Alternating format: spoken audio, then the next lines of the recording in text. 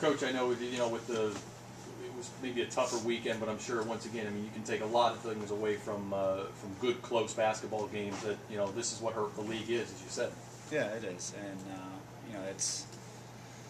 it hurts a little bit when you wake up Sunday morning and then even today you're ready to go to practice, and we'll watch tape in a few minutes and look at it and try to, as Macy said, learn from some of our mistakes. But I do think there's some value in every game that we play, and part of building this team and getting us going in the right direction. And some of the speed bumps along the way are, unfortunately, losing close games.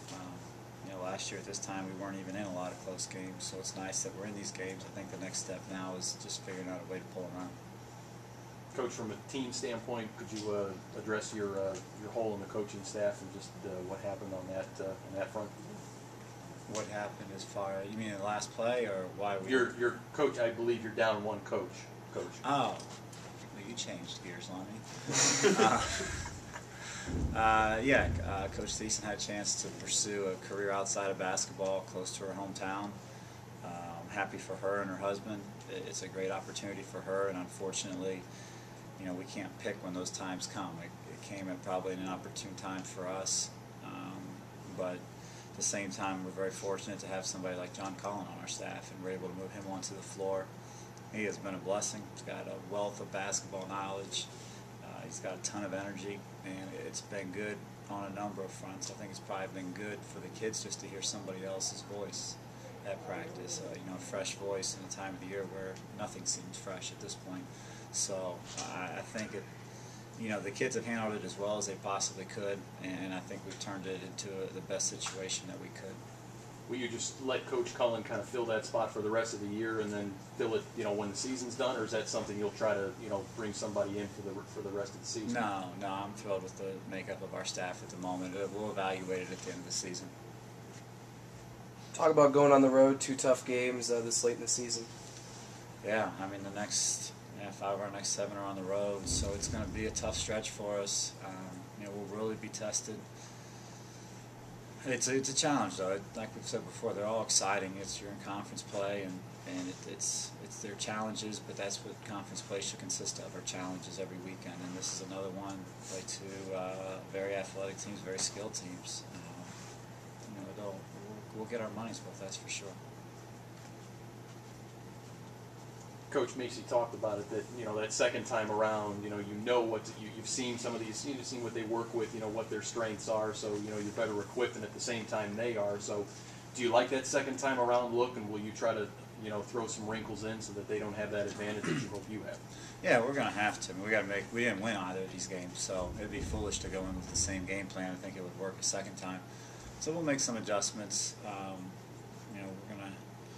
I would like to try to get quicker between now and then, but I don't think that's going to happen. So we're going to have to go with a different sort of adjustment. But we'll make a couple adjustments this week, and that's part of the thing that's exciting for me and our staff, is to try to think a little bit and try to create situations for our kids to be successful after seeing what may or may not have been successful the first time through. What is about Loyola and UIC, the Chicago trip, that that makes both those teams very challenging for you? Well, they're good. UIC's athleticism just gives us fits. I mean, we have a hard time competing. They're so fast and athletic. We have a hard time just staying next to them when they run.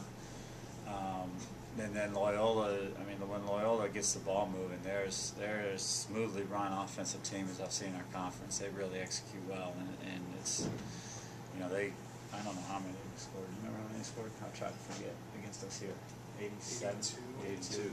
Felt like 112.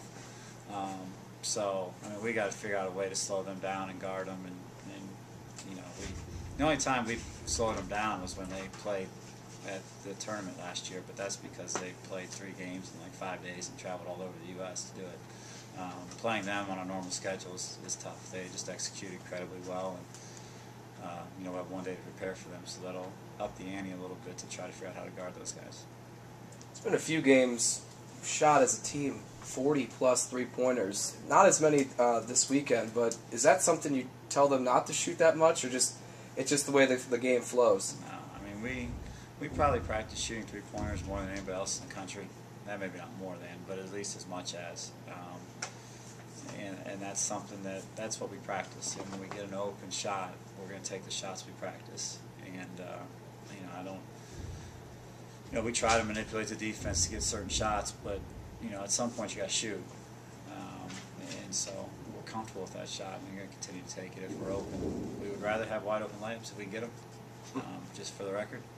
But sometimes those are hard to come by in games, so we've got to have an alternative, and that's shooting three-pointers. And looking at the last four conference games statistically, we have some kids that have shot it really well from back there. So we just got to continue to get the right kids shots and